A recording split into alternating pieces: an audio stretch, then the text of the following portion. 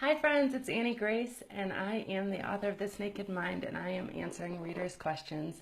And today I have a question from Amy, and Amy asks, Annie, do you think you need to figure out where the addiction came from inside yourself before you can get better?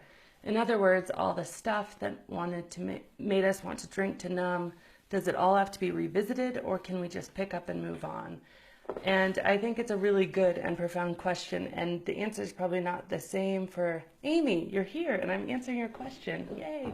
The answer is probably not the same for everybody, but I think it's a yes and no. Yes, we can pick up and move on. And yes, to some degree, we probably need to look at things. And I think the crux of the question has to do with how you feel about yourself. Because if how you feel about yourself is that you want to sort of self-destruct, and drinking is one way we do that very frequently. Is we, sure, we started drinking to numb and it all started very innocent, but once we feel stuck, once we feel like we can't get out anyway, once we feel like we start to not trust ourselves because we're making decisions we're not comfortable with, and once the cognitive dissonance of wanting to drink and not wanting to drink is really high, both in the situations where we're abstaining but making ourselves miserable, and in the situations where we're drinking and making bad decisions and making ourselves miserable, our self-value plummets. And at that point in time, I think a lot of drinking can become punishment in a way. And we don't think of it as punishment, but that seventh, eighth beer, when you know you're going to get sick anyway, doing it and just saying, fuck it, like what the heck, those things are because you don't feel worthwhile.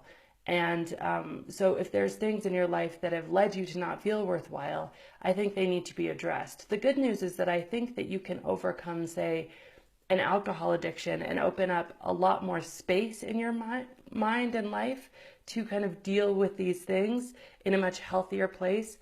And then maybe feed it with a sugar addiction or a Netflix addiction. So I think it's kind of like a lot of people have told me who are drinking or doing whatever they're doing to escape, that they've actually found, quote, healthier addictions. I mean, I know people who have turned, briefly to other things in order to kind of heal and get past that. But the main question is, are you punishing yourself? Because if you're punishing yourself, you need to get to the crux of why exactly that is and go along the journey of really truly healing yourself in order to get free from this. Now, I think that journey, while it may be a little more teary and a little more intense, is quicker sober, because you will be doing more work, you'll be more aware of it, you'll be more in tune with what's going on, and you'll be more able to dig deep.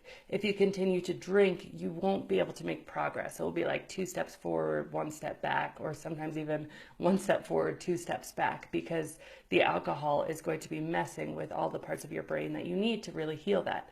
Now, that being said, I also think that there's a lot of times where we can get caught in this, oh, I need to revisit my entire past and I need to go back through everything. That might be your path, but it might happen over years. And my husband, he's really actually pretty profoundly wise in some of this stuff. And when I'm struggling, when you stop self-medicating, there is a big, huge world that opens up, because emotions are more raw.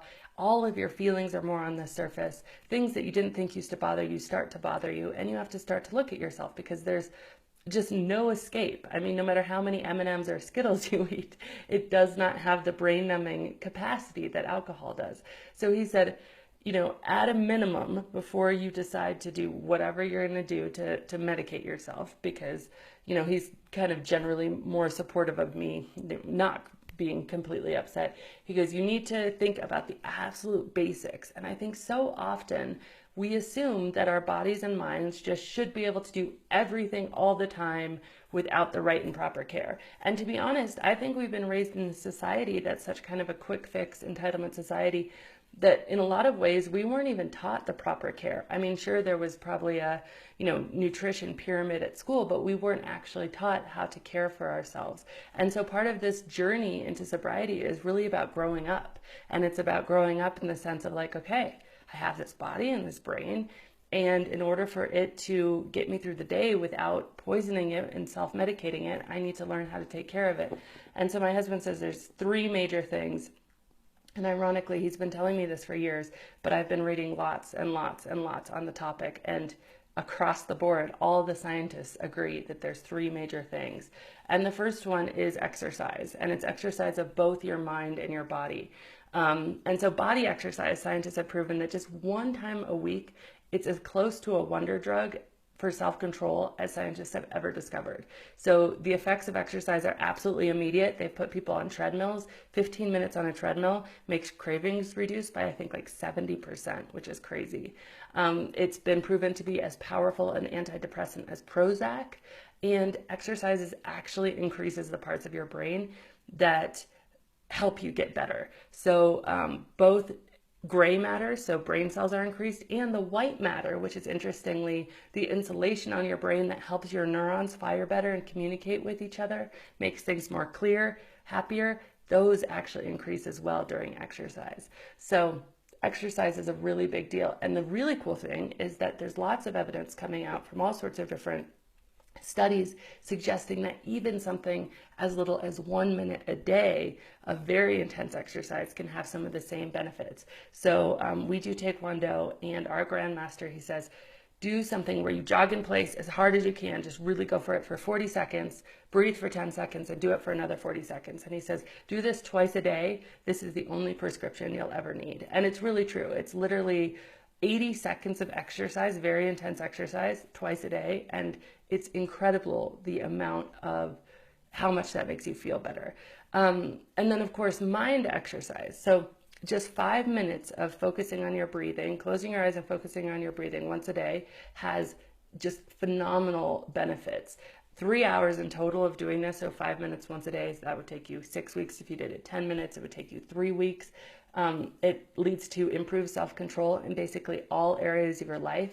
It is, again, hugely combative in depression. And 8 weeks of doing this means that your brain size actually increases in the parts of your brain that are vital for craving. So your prefrontal cortex. Gray matter brain cells in your prefrontal cortex grow after just 5 minutes a day. And I think the point of this is that so often we think, oh, I'm just bad at meditating. I can't keep my mind on my breath. Yeah, that's the point. Being bad means you're good at it. Being bad is the point. That's exactly what makes it effective, is even if you come back to your breath one time during that 5 minutes and twice the next day, that exercise of returning to what your mind is, you've decided to focus on your breath. You can decide to focus on looking at a rose. You can decide to focus at looking at the clouds. Whatever you decide to focus on, if you train your mind to come back to it, that's the point. It's not about turning off your thinking. It's not about not having thoughts. It's about learning to come back to the goal of focus that you set for yourself and taking back control of your thinking very gently and without judgment. And again, that just has huge implications. So I'm telling you these three things. First is exercise for body and mind, because I believe that, yes, there may be a journey back into your past and back into your to really make yourself whole, but also you can do these things now, and it's amazing the difference just taking care of yourself and, growing up in that sense can have for your overall well-being. And then you, like Amy's question says, we can just pick up and move on in most cases, because yes, addiction started with severe stress, but it doesn't necessarily need to be relived. For some, obviously it will. So the other two things are eating. I was in a big habit of skipping meals. And guess what that does to your, especially when I was drinking. I would drink for my meals, but it wreaks havoc on your blood pressure, your blood sugar, and just not skipping meals. And again, it's been proven that more plant-based food, more whole food, closer to the source, is a huge, powerful antidepressant and actually helps your brain function better. So exercise, eating, and then surprisingly sleep. So just one night of getting less than 6 hours of sleep, scientists have shown that gives you something that they have a name for. It's called mild prefrontal dysfunction, and it's just being sleep deprived. But what that means is that the prefrontal cortex is the part of your brain that's responsible for good long-term decisions, the human part of your brain. It's a part of your brain that wins when you decide something for the future instead of a short-term quick fix. And missing just a single night's sleep or getting a really bad night's sleep makes it so that your prefrontal cortex actually loses control over the other more animal regions of your brain, the parts of your brain where cravings come from. So it makes you much less able to deal with cravings. And there's literally a disconnect between your prefrontal cortex and the rest of your brain. And one night sleep, getting it back, can heal that. So sleep is massively important. And then when you experience stress in any form, it makes your addiction worse. Guilt can make your cravings worse. And I'm going to read you guys something from this book I'm reading right now. It's called The Willpower Instinct. And it says neuroscientists have shown that stress, including negative emotions like anger, sadness, self-doubt, and anxiety, shift the brain into a reward-seeking state. And when your brain's in a reward-seeking state, it's going crazy for that dopamine. And of course, dopamine is what is released by alcohol. And then it increases the excitability of those dopamine neurons. It means that when you're under stress, any temptation becomes more tempting and more difficult to deal with. And beating yourself up for whatever's happened in your life, especially regret over your drinking days, is a huge way of introducing stress. So stress actually points us in the wrong direction, this author says. She says, away from our clear-headed wisdom and towards our least helpful instincts. And that's the power of the 1-2 punch of stress and dopamine. We're drawn back again and again to coping mechanisms that don't actually work. And our primitive brains persistently believe that these mechanisms, these artificial dopamine release mechanisms, drinking, smoking, gambling, sex, are the gateway to bliss. So it's this promise of reward combined with the promise that of relief that can lead to all sorts of feeling very badly and illogical behavior. And so she says that according to the American Psychological Association, we believe, and as a nation, we turn to these things: gambling, shopping, drinking, alcohol, smoking, playing video games, eating, and surfing the internet. Those are our main ways to combat stress. Now, they did another study to say how effective was that, and people rated it as very ineffective. So your brain seeks those things and thinks, oh, it's easier to pop this bottle of wine than it is to go to a yoga class. But actually, after you've popped the bottle of wine the next day, you feel lower than you did before, which is something we really said. So the study goes on further to say that the most effective stress relieving strategies are exercising, playing sports, praying or attending a religious service, reading, listening to music, spending time with friends or family, getting a massage, going outside for a walk, meditating or doing yoga, and spending time with a creative hobby. And of course, the least effective are drinking alcohol, gambling, shopping, smoking, playing video games, surfing the internet, and watching TV.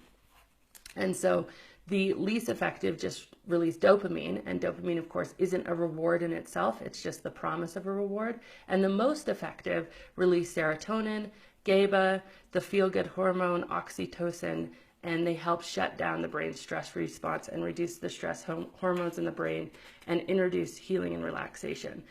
But because they aren't exciting, dopamine makes us excited. It makes us want to seek reward. We underestimate how good they make us feel. And so we forget about these strategies, not because they don't work, but because when we're stressed, our brains persistently mispredict what will make us happy. That means we'll often talk ourselves out of doing the very thing that will make us feel better.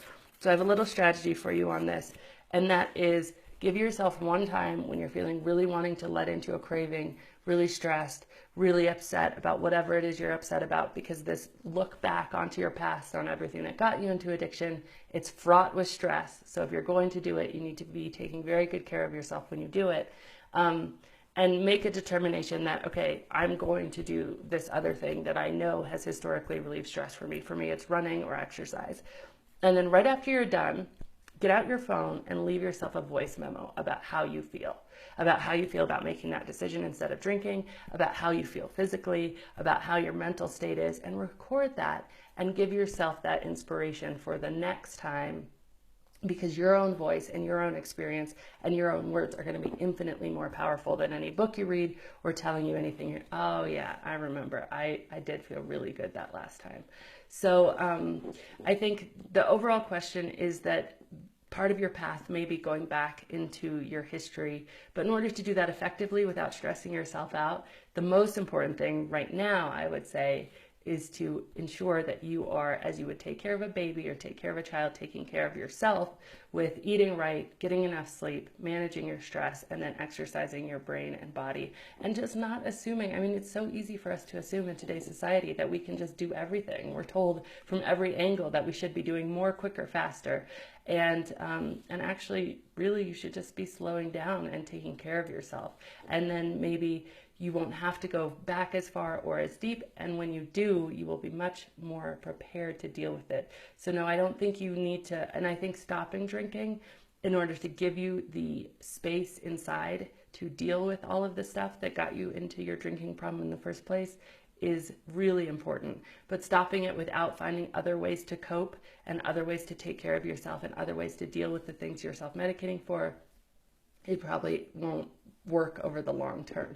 So I hope that makes sense. It was a really long-winded, in-depth answer to a somewhat simple question, but I do feel like there's a lot of things we can do at the outset before we sort of look upon our past as this monumental, oh gosh, I've got to go revisit everything and thereby stress myself out and possibly end up drinking more than I was before.